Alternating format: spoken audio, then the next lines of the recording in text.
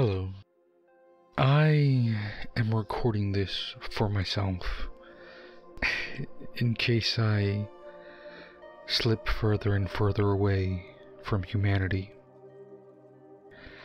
After I left the asylum, I had to do a few unspeakable deeds in the name of survival. And the local town didn't take too kindly to that. So they had me arrested. While I awaited my trial, something interesting happened. I looked towards a puddle on the concrete floor and saw that my reflection was moving out of its own free will. After that, the monster in my ears had whispered to me. It wanted me to follow the reflection. I found it odd at first that it wanted me to try and walk through solid bars. But after all I've been through, I don't see a reason to doubt the being that operates outside my view. I walked up to the bars and just continued. And to my surprise, it worked. I was granted the ability to follow the exact actions of my reflection.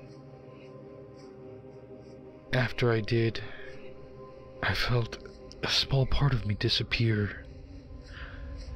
But it just must be my body breaking down. I couldn't think of that now, however. I need to continue following myself to be free and reach the sanctuary. The voices continued to guide me, giving me the directions to get out, and soon enough I was free.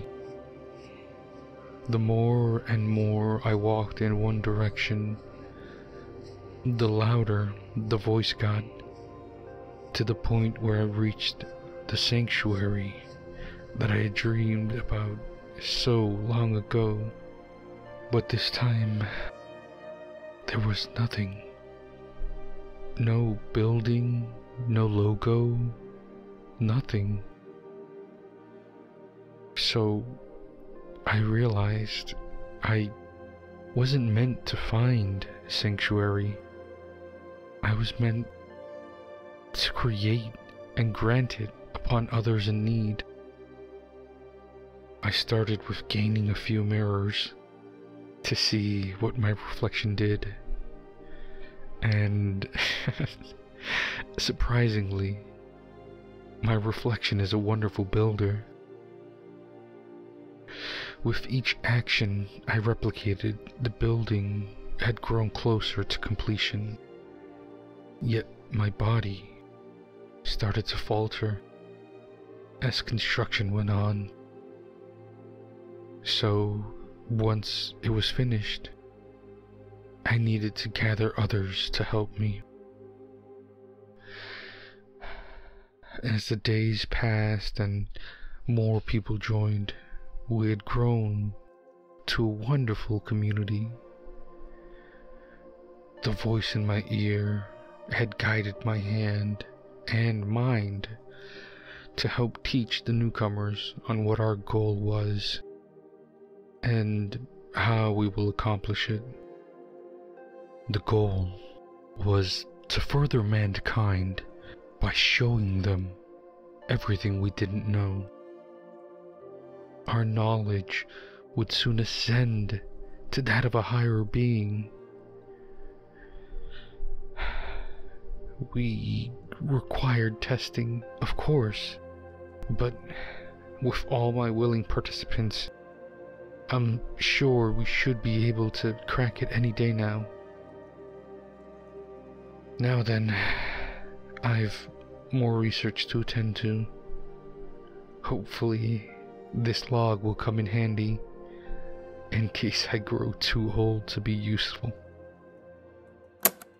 You watch the detective end the recording and then turn to you. Show me where the old base was. After all, you're a member of that cult.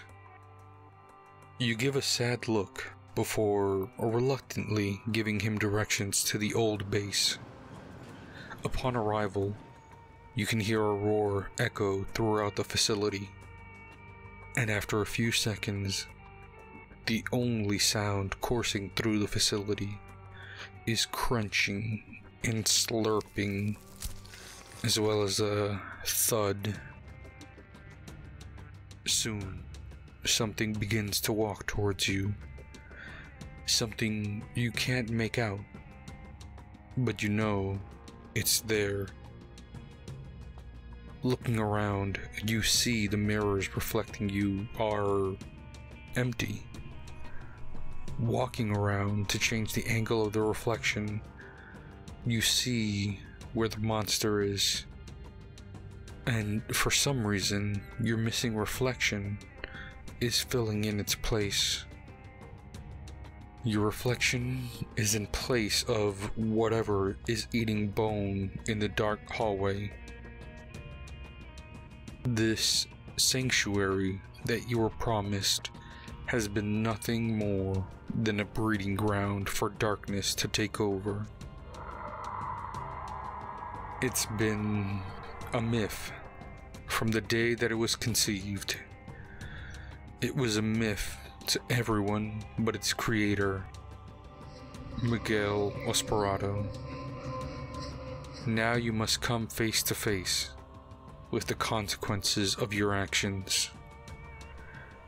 A dark feeling washes over you, and with each passing second, your body begins to grow weak and frail. Before you can get a single thought or sound out, you see the detective fall backwards. His head was missing from his body.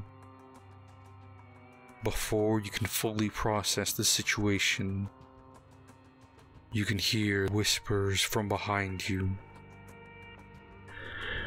You will be in a better place.